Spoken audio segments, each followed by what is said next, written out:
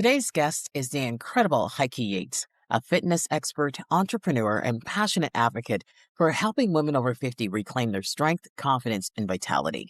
Heike is the founder of Pursue Your Spark, where she empowers midlife women to build strong, healthy bodies without extreme dieting or punishing workouts.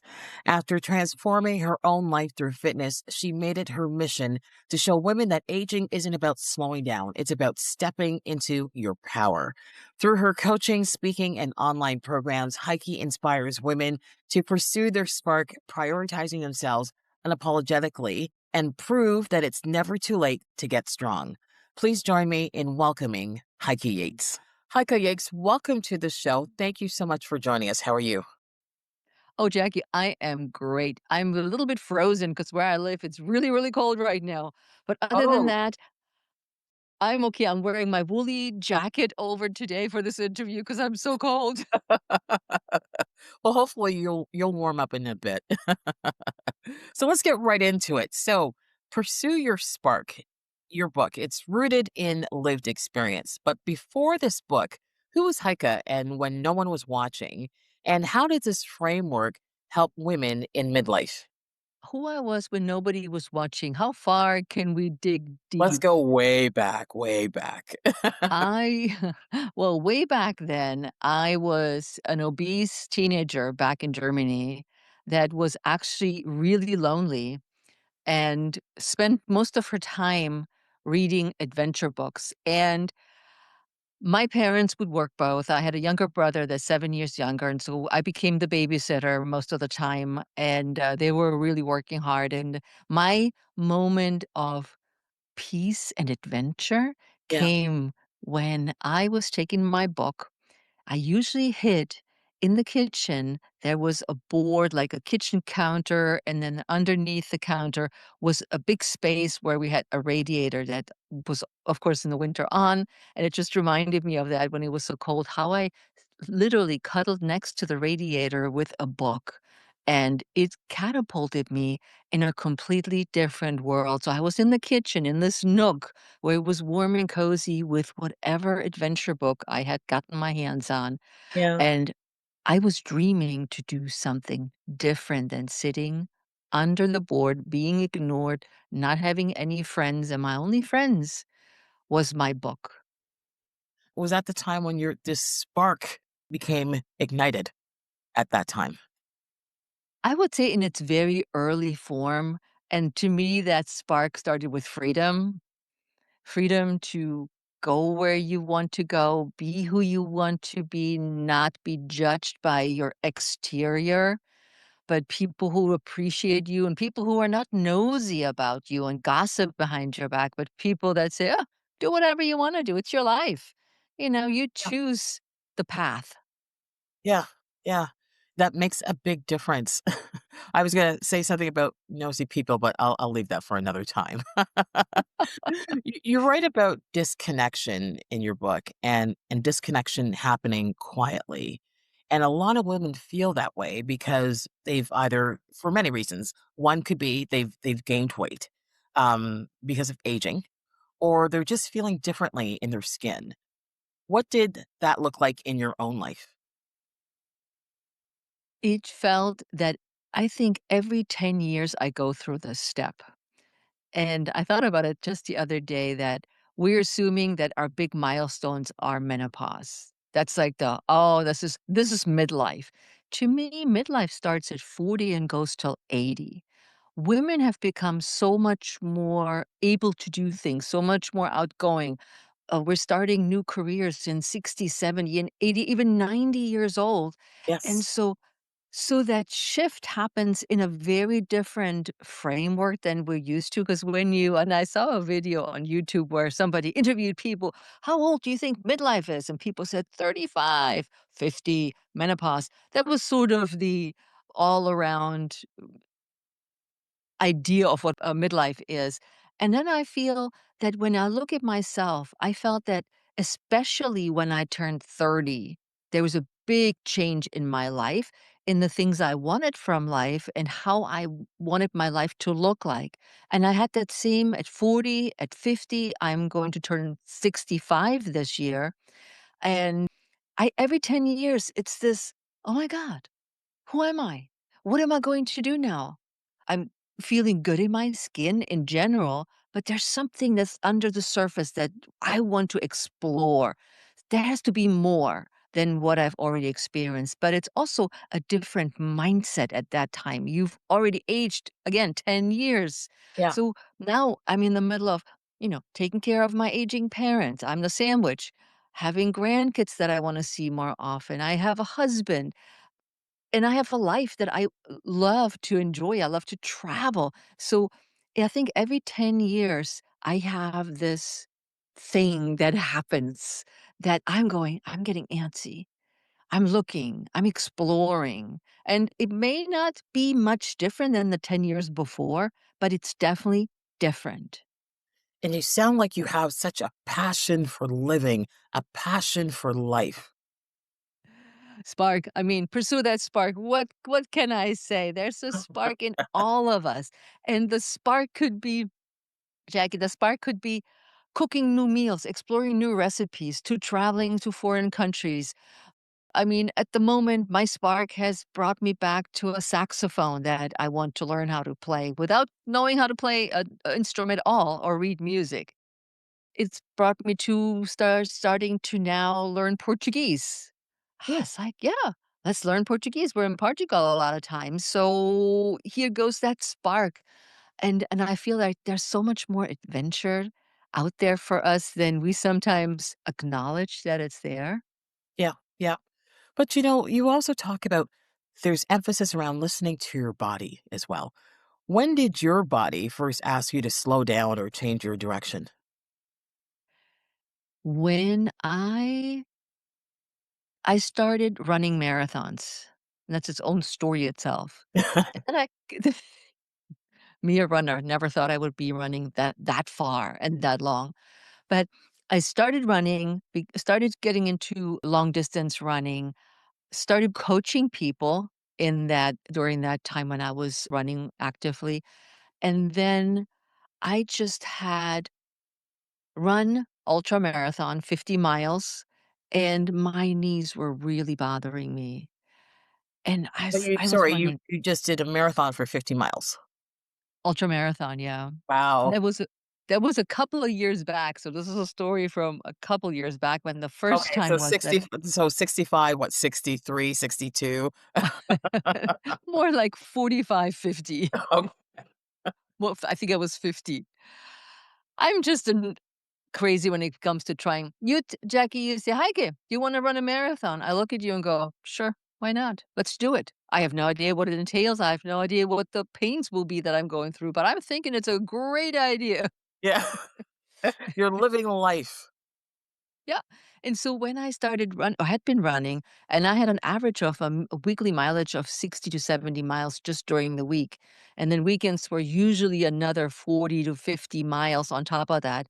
And my knees were screaming at me. And at first I ignored my knee. And then I decided I'm only limping around. I can't really do the things I want to do because my knee's so swollen. It hurts so bad. So just stopped running for a couple of years. I just quit. I said, this is not good for me. I have to stop and I want to do something else. And I started saying, well, since I'm not running that much, why don't I do a triathlon? So triathlon is swim, bike, run. Yeah. Now, I did not know how to swim. I could do breaststroke. And so I said, heck, why not learn how to swim? And the story that came to it is I did a duathlon, like a shorter distance, just running and biking, just a little bit. My knees like, okay, I can handle this. This is not too bad. And I placed for the national championships for a triathlon. And my husband said, hey, honey, you got to learn how to swim. I was like, okay, I'm just going to learn how to swim. And that's how I got into triathlon. So I changed my trajectory, and then as my body rested, I swam more and I biked more instead of more running, and I could pick up running again for just another couple of years. And just recently, but well, to me recently, 3 years ago, I stopped running because my knee Yeah. is just not a happy camper, and I have the choice between a knee replacement or not running. So I decided not running is at the moment the better choice, and then we'll probably get that knee replacement, but who knows? I can probably prolong it for, I don't know, a couple more years and go Yeah. from there. But your mindset is so powerful, Heike. It's just it's just your mindset and your resilience. Oh, I feel, if I'm not doing it now, when will I do it? If I'm not getting over my potential fear or reservation of, "Oh, why me? Why should I do that? Who am I to?" I will never do anything. I will always let these problems that I create in my own mind hold me back instead of propel me forward to some new adventures. Yes, yeah. Well, let's talk about that for a second. Talk about strength because you also talk about strength as something earned, not inherited. What experiences have truly forged yours? The strength to speak up for what you truly believe in. When you're thinking back, I was the gray mouse, obese teenager that definitely didn't speak up, to where you slowly but surely develop confidence. I did lose a lot of weight along the way, but I've always struggled with weight gain my entire life. And I've tried probably every diet on the planet just to mitigate this. But I feel the stronger I got in the way I believed in myself and the things I can do and the things that I stand and speak up for, the less this whole weight business became a priority. And when we look at people around us, we're not all stick figures and Twiggies and whatever shape is in fashion at the moment. We all are very individual. And when you really look at that, we're also individual not just by body, but by what we want, how we go through lives, and what things we're willing to conquer, and what things we are not. And I think that shapes a lot of us of what the trajectory is of where we eventually end up. Well, yeah, true, true. And a lot of women lose themselves in roles. They're always the dependable one, the one that people call upon all the time. It could be perception in some people's lives, that's reality. So which role was the hardest for you to untangle from who you truly are? The role. Oh, it's not the role of the mother because that was easy to entangle myself from. I like, "Yo, kids, bye, see you later. Mom's got the things to do." Oh, Mm, but goodness. I think it's the current role that I'm getting tangled into, being the caring daughter, the daughter that is actually being guilt tripped because I live far away from my family. My family is in Germany. Yeah. And my brother usually picks up the slack when my mom or my dad, who are in their mid late 80s, need something, then he's the go-to person or he's the one that gives advice. And I keep telling him this is not something that he has to shoulder all by himself. I'd be happy to make calls or write emails or whatever it is that how I can help him unburden. But when my mom says to me, a daughter will always be different. Yeah. It doesn't sit right with me. It implies, and maybe I'm wrong, I don't know how your listeners think about this, but Mhm. it may be wrong to assume that only women do the right thing, care Yes. the right way, and deeply enough. Yeah, Men do that t of course, of course. I think they should start that off by saying some women, some men, because you're right. There are many men that are very caring and look after their parents or their mothers or fathers or caregivers. And I have to say about caregiving, that's a very, very difficult job for anybody who's a caregiver to their spouse, to their parents, loved ones. Very difficult job. Yep, and I went through some scenario this past weekend with especially with my mom who just had back surgery. And it was again implied, "I would be nice if you were here, and you could do this and that and the other." And then my brother's like, "Don't come, because you would just sit there and listen to her whining about her pain, which you can't do anything about. She has a regimen. She's supposed to listen to what the doctor said, which she's not. And she said, "You just get infuriated." And in the end, she's not taking responsibility for her own health. She burdens it on you to do the things for her. Like, she was trying to prove that she could stand up this past weekend, where Oh, she was in excruciating pain, and I was literally yelling through the phone, "Mom, what do you think you're doing?" And then she finally got on her feet and she said, "Here." I said, "So you wanted to prove to me that you could stand up? And what's the point? That I come running now? That I tell you good job? That you're not listening to the doctor?" And that this is to me right now the most difficult role, the caregiver from afar that is being pulled into a role that I'm willing to give, but I'm not willing to be burdened with. yeah. And I could actually start another conversation about that, but I won't. But I understand exactly what you're saying. And I think our listeners also feel the same way. They understand exactly what you're saying. So, how has writing this book really changed the way that you look at your own story now?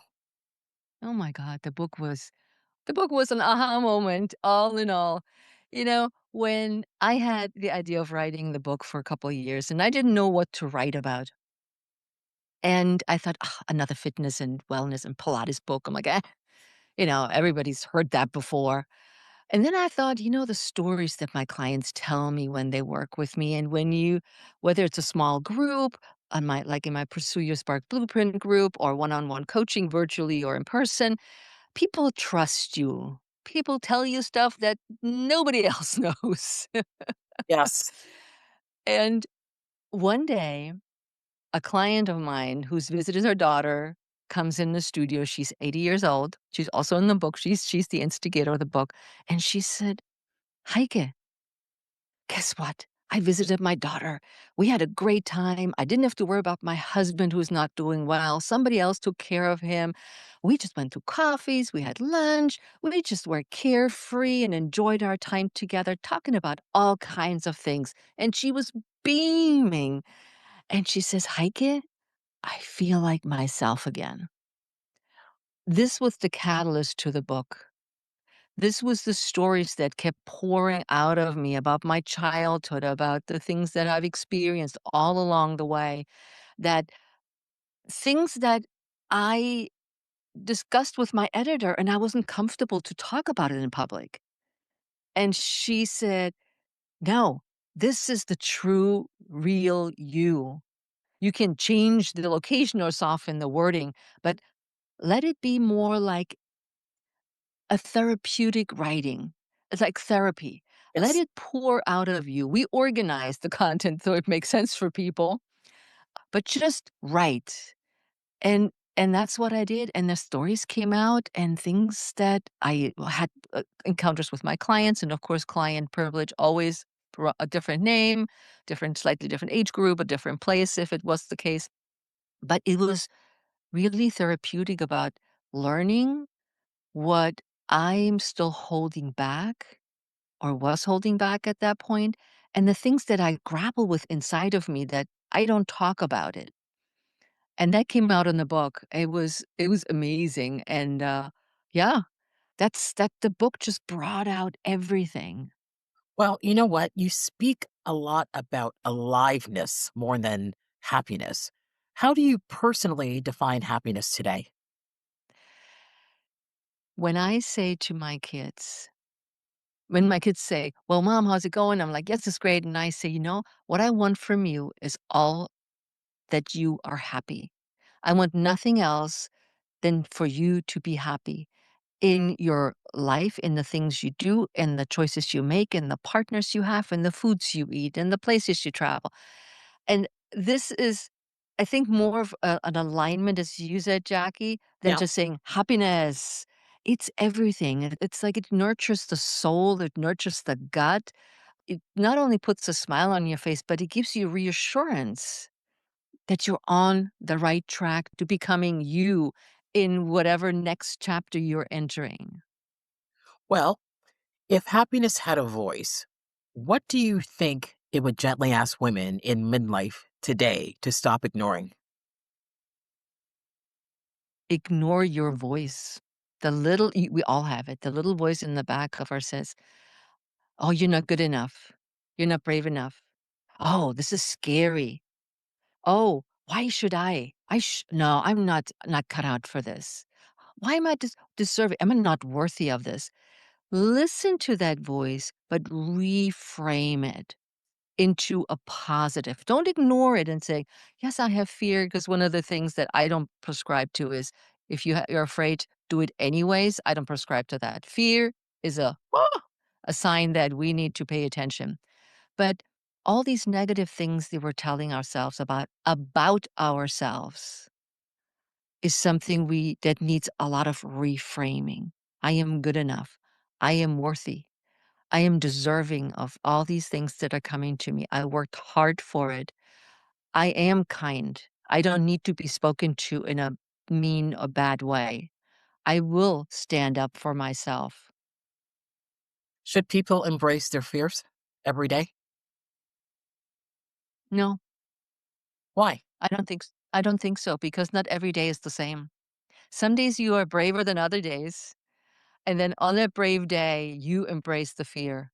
On another day, you probably just not cut out for this. You are overloaded with life, with stress, with other things around you that you don't need to be dealing with stuff like this at that point. So, Like also when you think about, a fear of speaking up in a meeting. Maybe today is your day. Maybe you really know exactly what you want to say. And another day you may say, "You know what? I know what I want to say, but I can't quite articulate it." And rather than being looked at as, "Oh, look at her. She's speaking up. She doesn't know what to talk about." Be quiet that time. It doesn't mean that you always will be quiet. hmm, I like that perspective. So, what's something you've changed your mind about in the last few years? I think that given injuries that I've started to get old, uh, I'm like, "Oh my god, my body is much more cranky these days, and I'll need more love and stretching." That no, I am no longer wanna do a Tough Mudder or a HIIT, high intensity interval training class because I will be beaten to the pulp. I'll have to honor my age and say, "You know what? I'm just not doing these kamikaze crazy workouts. I do the ones that are good for me." And one of the things too is everybody or everything around us is going really fast, fast, fast, fast, fast. Yeah. One of the things is, and it's so simple, when I get to the airport and I do the automatic check-in, it takes me time to read all of this. I follow it step by step like I do with everything in my life. And my husband does it way faster. And I'm like, "No, I need time. Let me do it." And it's not a bad thing to take more time because many people say, "Oh, I'm old. I'm just too slow. And I should be." No, you shouldn't. This is normal aging. We're just slowing down. And it doesn't mean that we're not doing a good job. It's just a little slower. And so I have to remind myself I am older. Even though I think I'm the spring chicken in my head, I am older. Well, Heike, I my final question to you is: are you in the pursuit of happiness, or are you enjoying the pursuit? Oh, I'm enjoying the pursuit. I love the journey. I love the exploration along the way. And in my book, you'll find too how different ways how we can explore life in different facets because there's so many little nuances. But the journey is the where it's at because I feel in the journey you can course direct. If something that you chose that didn't quite sit along the way anymore, you can course correct without feeling guilty, without feeling shame, without any of these strange emotions that we always put on ourselves. And you go, "Oh, I just changed the course. I'm going for this one. And let's see how that direction turns out." And sometimes the adventure is even greater along the way. It is. It really, really is. So, Heike Yates, where can people reach you? And if you can just talk about your podcast for a minute. You can reach me everywhere on social media with my first and last name, Heike Yates, Heikeyates, or just type in Pursue Your Spark. And you can also find my show called Pursue Your Spark. So my whole brand is about pursuing your spark in midlife, no matter what age. And in the podcast, we talk about what brings you to the next step. What is the gap that's from where you are, where you want to be, and how can we get there, whether it's nutrition, fitness, or mindset strategies, and that propel you forward? Wonderful. Well, thank you so much for joining us today. I got to tell you, you mentioned part of my show name when you were speaking, the different facets of happiness. Yes, Yes, yes, it just came out. You see, we're so aligned. we certainly are. Thank you so much for joining us today. My pleasure, Jackie. What an inspiring conversation with Heike Yates. Heike reminds us that strength has no age limit and that the second half of life can be truly the most powerful chapter yet. If you're ready to feel stronger, more confident, and energized in your body, be sure to connect with her and explore the work she's doing at Pursue Your Spark podcast. Heike, thank you for sharing your wisdom and passion with us today. And to everyone listening, remember it's never too late to pursue your dream. Thank you for joining us. Please like, comment, and subscribe. I'm Jackie Denise.